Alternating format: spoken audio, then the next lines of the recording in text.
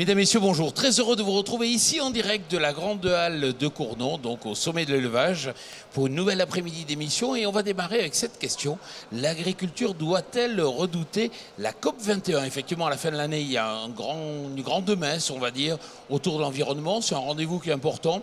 On ne sait pas trop comment ça se passait, mais l'agriculture a peut-être de bonnes raisons d'avoir peur, et peut-être en particulier l'élevage. Alors, pour en parler, je suis en compagnie de Bruno Fayet. Bonjour. Bonjour. Vous êtes éleveur bovin viande dans le Cantal. Et puis Jean-Baptiste Dolé, bonjour. Bonjour. Vous êtes chef de service environnement au sein de l'Institut de l'élevage. Vous avez peur, vous, de la COP21, Bruno Dufayet? Alors, c'est pas la COP21 en tant que telle qui me fait peur, mais l'enjeu climatique et les conséquences que ça peut avoir me font peur. Peuvent me faire peur, oui.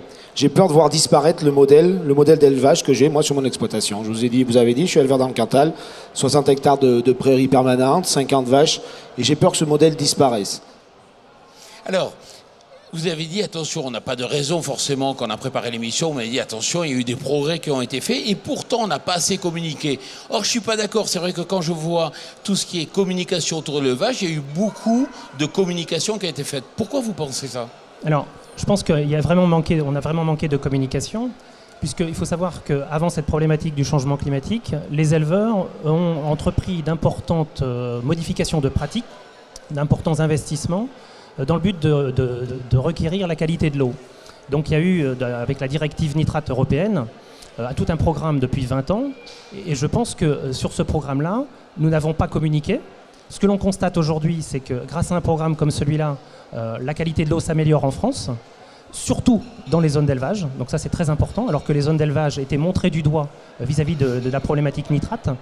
Et donc, ce qu'il nous faut aujourd'hui, ce que l'on a appris, l'expérience que l'on a appris de cette problématique qualité de l'eau, c'est de dire aujourd'hui, communiquons davantage dès maintenant, y compris sur la problématique gaz à effet de serre, au travers des programmes que l'on met en place, pour montrer les améliorations qui ont été faites. Alors par exemple, on a fait une évaluation de la contribution de l'élevage bovin aux émissions de gaz à effet de serre en France. Donc on compare généralement l'année 1990, qui est l'année de référence du GIEC, à l'année 2010, et puis en fait on réalise ensuite des prospectives. Ce que l'on voit entre 1990 et 2010, c'est une réduction des émissions de gaz à effet de serre de 14%. Donc vous êtes tranquille, c'est bon, vous avez atteint le niveau que vous recherchiez? Alors, c'est déjà très positif. Ce que l'on voit aujourd'hui, c'est que lorsque l'on regarde les exploitations à l'échelle française, il y a des différences assez importantes entre des exploitations que l'on va qualifier d'optimisées et des exploitations un peu moins optimisées, avec des différences de l'ordre de 20-30%. Donc, ce qui veut dire qu'à ce 15%, 14-15% obtenu entre 90 et 2010, on a de nouveau 15, 20, 25% de marge de manœuvre pour les 15-20 ans, les 20 prochaines années qui vont arriver. Donc tout va bien? Non, alors, justement, vous parlez de la communication. Et j'allais vous dire, bah oui, on communique, mais on a peut-être bien communiqué, et finalement, non. Je viens de le faire, là, à l'instant. Je vous dis, moi, ce qui me fait peur, c'est que mon modèle disparaisse. Quand j'ai dit ça, finalement, je ne vous ai rien dit. Je dis, pourquoi? Ce qu'on doit faire, on doit faire l'effort d'expliquer pourquoi. Et là, voilà. Pourquoi je vous ai dit ça? Je vous ai dit ça parce qu'on a l'enjeu climatique, là, qui arrive. On nous parle de l'enjeu climatique. Et bien, la réponse juste à la question, l'élevage doit être beaucoup plus performant au niveau climatique, au niveau gaz à effet de serre. Et bien la réponse, c'est l'intensification, la meilleure réponse. Je ne partage pas cet enjeu, je ne partage pas cette vision de l'évolution du système d'élevage. Mais par contre, c'est ce qui pourrait se passer demain si on nous demande de réduire de façon très importante nos gaz à effet de serre. Donc ma ferme aujourd'hui, elle a 50 vaches. Pour être efficace au niveau environnemental, si j'avais que cet objectif-là, c'est 10 000 vaches. Et là, je serais super efficace. Je deviendrais un modèle en termes d'efficacité. Et souvent, on ne va pas assez loin dans notre communication. On est un petit peu frileux et il faut qu'on prenne l'habitude d'aller beaucoup plus loin. Bruno Dufayet, ce que vous dites, c'est qu'il y a différents enjeux et que si on n'en regarde qu'un, c'est la ferme des 1000 vaches, voire des 10 000 vaches, qui serait la plus safe sur le plan des émissions de gaz à effet de serre. Ah oui, tout à fait. C'est-à-dire qu'il y a plusieurs enjeux, vous venez de le dire. On ne peut pas raisonner l'environnement enjeu par enjeu. Ça doit se raisonner de façon globale. Donc, si on me dit il faut que tu sois efficace au niveau CO2, au niveau carbone, et bien là, je vous dis, bon, ben d'accord, si c'est ce qu'il faut faire demain, Là, c'est 10 000 vaches, je serais même encore beaucoup plus performant. Par contre, derrière, il y a d'autres enjeux. Il y a un enjeu d'occupation du territoire. Ah ben là, par contre, comment on fait? Parce que 10 000 vaches dans un département comme le mien, on est 5 300 agriculteurs, essentiellement des éleveurs dans le Cantal, il en faut plus que 12. Donc vous voyez déjà l'impact. Ensuite, c'est derrière l'occupation du territoire, il y a aussi tous les emplois induits, toute la vie dans les territoires ruraux.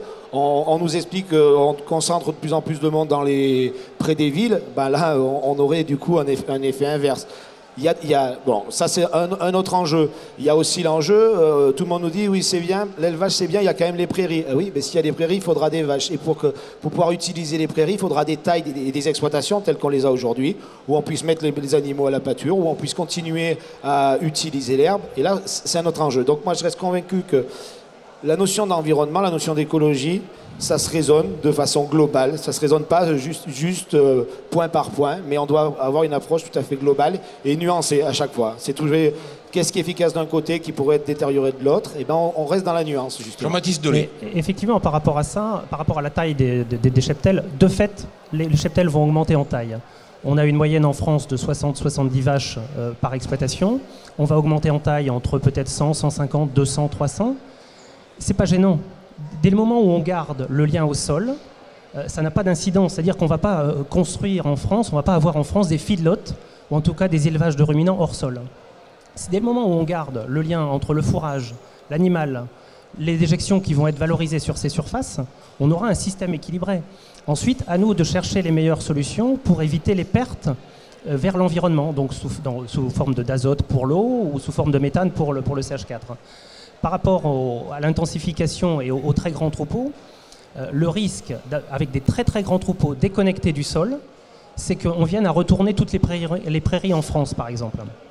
Les prairies en France représentent un dispositif qui permet de stocker des quantités très importantes de carbone. Si on venait à retourner toutes ces prairies, au-delà des problèmes de biodiversité, de qualité de l'eau, etc., ça contribuerait à un emballement du changement climatique, et avec un phénomène qui serait irréversible. Donc il faut absolument que l'on arrive à garder nos systèmes d'élevage tels qu'ils sont. Les systèmes américains fonctionnent tout à fait différemment, et garder ce lien au sol pour entretenir le potentiel de biodiversité, le réservoir de carbone, la capacité à filtrer l'eau pour éviter les pertes de nitrates, etc. Jean-Baptiste Dolé, quand je vous écoute, vous m'avez dit on a fait des progrès, on va être dans les clous, moins 20, moins 30%, donc ça c'est parfait. Bruno Dufayet, vous me dites attention, il ne faut pas regarder un enjeu par un enjeu parce qu'on fait des aberrations. Donc tout va bien et pourtant vous êtes inquiet, ça veut dire qui en veut à l'élevage concrètement? La question est simple mais elle est importante. Je pense que certaines ONG en veulent à l'élevage. Alors, les écolos. Les écolos. Quelquefois, en fait, on a une vision qui est ce qu'évoquait Bruno tout à l'heure, c'est-à-dire une vision très partielle. C'est-à-dire qu'on va avoir par exemple une information sur l'empreinte eau, une information sur l'élevage de ruminants émet énormément de gaz à effet de serre. Si on a une vision partielle, effectivement, on peut avoir à certains moments certains éléments qui sont à optimiser. Par contre, ce qu'il faut regarder, c'est la problématique biodiversité, la qualité de l'eau, les émissions de gaz à effet de serre, le stockage de carbone, et puis après, le paysage lui-même, l'entretien du paysage. Si on supprime des prairies, qu'on les retourne, on va avoir du déstockage de carbone. Si on laisse des prairies,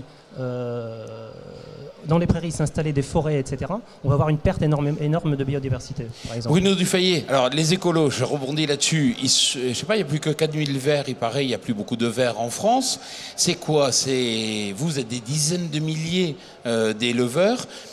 Où est le problème? Est-ce que c'est la faute aux journalistes qui ne sont pas pertinents? Est-ce que c'est à vous qui ne savez pas communiquer de façon efficace? C'est quoi le problème? Alors déjà, le terme d'écolo, moi je ne le ramène pas du tout à un parti politique, à un enjeu politique. Moi je me considère comme écologiste. Je suis éleveur, je travaille avec la nature, j'ai un souci, et pour moi le terme d'écologiste n'est pas en lien. Donc les 4000, pour moi, ce n'est pas obligatoirement des écologistes. C'est plutôt un mouvement politique, déjà. Ensuite, alors, on a des... Qui en veut à l'élevage? Les anti-tout. Je ne sais pas comment les définir. Stevens? Oui, c'est un modèle. Oui, voilà, on peut avoir ce type de personnes, les anti-tout. Ensuite, on a quand même les mouvements végétariens qui aujourd'hui se servent bien de l'enjeu climatique, de l'environnement pour faire entendre leur position. C'est-à-dire ils déconnectent quand même leur objectif du tout végétal et ils se servent beaucoup de l'enjeu environnemental pour venir taper sur la viande. Et puis ensuite, il y a aussi la médiocrité de certains journalistes. Oui, votre métier, comme le mien, comme celui de Jean-Baptiste, comme celui de tous les gens qui sont là, on a aussi des gens médiocres. On a des gens vous avez raison, et je le partage. Et concrètement, qu'est-ce que vous allez faire pour justement retourner la tendance, puisque la COP21, c'est quand même à la fin de l'année. Qu'est-ce que vous allez faire? Vous allez faire du lobbying?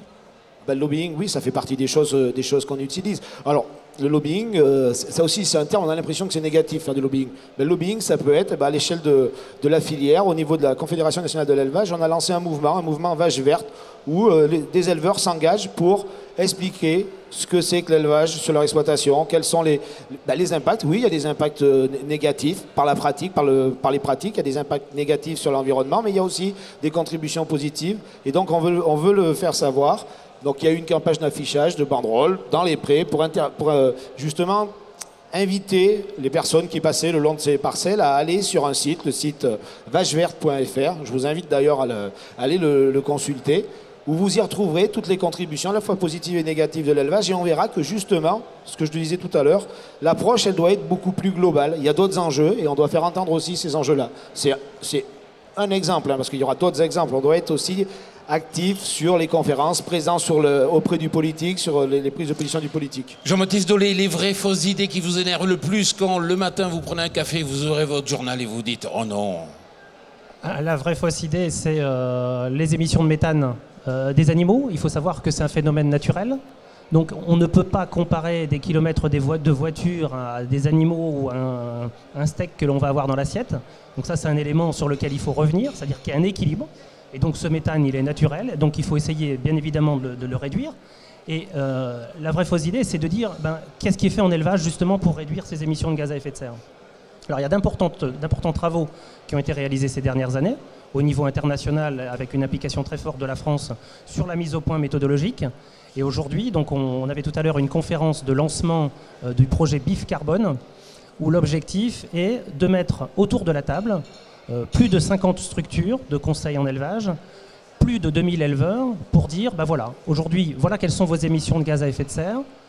L'objectif, on revient dans 10 ans avec une réduction des émissions de gaz à effet de serre de 20%. Donc on va réduire l'empreinte carbone du steak haché, de la viande qui va être produite pour le consommateur. Vous nous faites une vraie fausse idée qui vous énerve vraiment? Alors il y en a une, alors, je suis vraiment heureux d'avoir cette question-là, je vais pouvoir me soulager d'une chose, c'est les 15 000 litres d'eau pour 1 kg de viande. Alors là, quand on m'explique que 1 kg de viande produit chez moi consomme 15 000 litres d'eau, ça me met dans un état... Parce qu'en fait, il faut savoir que dans ce chiffre-là, déjà, il y a 95% de cette eau-là qui est l'eau de pluie qui tombe. Que je sois là avec mes vaches ou pas, l'eau de pluie, elle tombera quand même. C'est-à-dire, c'est ce genre de chiffre. Alors qu'on a l'inverse, l'Institut de l'élevage, une structure officielle qui scientifiquement justement est reconnue, nous explique que c'est 50 litres d'eau. Voilà ce genre de chiffre, alors là, qui a tendance à m'énerver. Et aujourd'hui, on doit se battre pour lutter contre ces faux arguments qu'utilisent beaucoup de nos détracteurs. Hier soir, je recevais Bruno Le Maire et je lui disais, quand je discute un peu avec quelques éleveurs, ils ont l'impression que vous étiez un bon ministre, mais sous influence du ministre de l'Environnement de l'époque. Et vous avez un peu découlé quelques productions. Globalement, est-ce que vous avez l'impression que Stéphane Le Foll va jouer à vos côtés ou contre vous? Alors ça, c'est une... Vous l'avez vu hier. J'espère que le ministre de l'Agriculture joue à nos côtés. Ça, c'est... Quel que soit le ministre de l'Agriculture, Stéphane Le Foll ou un autre, et quelle que soit son étiquette politique. Aujourd'hui, je reste convaincu qu'il y a une prise de conscience de l'enjeu. Après, c'est le courage politique que doivent avoir les politiques, je ne veux pas cibler une personne, pour aller au bout des choses. Souvent, le politique a tendance à aller pas très loin dans l'analyse du problème. Donc là, en ce moment, les politiques nous parlent tous d'économie parce qu'on est sur une crise économique. Je suis quasiment sûr que d'ici 2 mois, tous les politiques vont nous parler d'enjeux climatiques. Il y a la COP21. Voilà. Et on ne va jamais au bout du problème. On a finalement une politique qui est plus une politique de communication et pas une politique d'efficacité, à mon sens. Allez-y. Par rapport à ces éléments-là, il y a effectivement, on parlait tout à l'heure des atouts de la prairie, par rapport au stockage de carbone, à la biodiversité, etc. Quel est aujourd'hui l'appui politique ou de la PAC, etc., sur ces prairies. Il y a très peu d'engouement à défendre le rôle de la prairie, etc., alors que c'est un élément très important à maintenir, qu'il faudrait maintenir de la part des politiques. Toute dernière question. Alors c'est vrai que quand je regarde, vous avez des bonnes notes, des bons chiffres, vous avez fait des efforts, vous savez communiquer, enfin tout va bien, grosso modo. Comment vous êtes fait prendre au piège, bon, je sais pas, la filière maïs, on veut dire le maïs, l'impérialisme américain, etc., etc. Vous, l'élevage, les prairies, l'herbe, que du positif, et vous êtes fait prendre dans la nasse. Alors, le sujet, c'est maïs. Non, non, le sujet c'est comment vous arrivez aujourd'hui à devoir batailler si fort alors que vous êtes plutôt sur un sujet qui est positif. L'élevage c'est positif, la prairie c'est positif. Vous n'avez pas été assez bon en communication ? Je pense oui, je pense qu'il y a un déficit on a eu un déficit de communication. On a longtemps été dans la réaction et on doit être proactif. Je reste convaincu qu'on doit reprendre la main, on doit faire entendre nos messages sur nos pratiques. Le maïs, c'est un bel exemple parce qu'aujourd'hui, on rame finalement, je veux dire, on rame derrière cette mauvaise image du maïs, alors que finalement, le maïs, c'est une culture comme une autre. Moi, j'ai la chance d'être sur une région où j'ai une prairie qui est d'une qualité exceptionnelle. Bon, mais il y a des éleveurs qui sont dans des régions qui n'ont pas cette chance-là et ils doivent quand même continuer à avoir une production fourragère suffisante pour alimenter leurs troupeaux. Je rappelle que l'autonomie alimentaire d'un troupeau... Vous ne répondez pas à ma question là. Non, je me demande pourquoi vous avez été mauvais en fait.